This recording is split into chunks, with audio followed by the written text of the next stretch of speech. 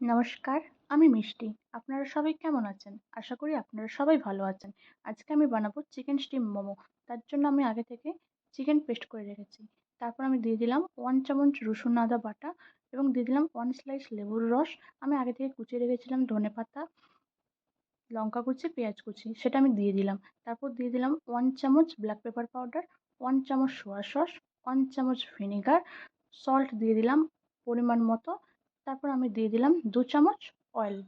আমি ভালো করে সেটাকে মিক্স করে নিলাম। পুরো ভিডিওটা কন্টিনিউ দেখতে থাকুন স্কিপ না করে। তারপর আমি ভালো করে মাখিয়ে নেওয়ার পর এটা আমি 15 মিনিটের জন্য ছেড়ে দেবো। ম্যারিনেট আমার ভালো করে হয়ে গেছে।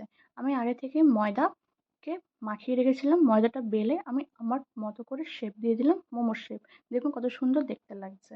এবার আমি একটা একটা করে সব মোমো করে ফেলবো।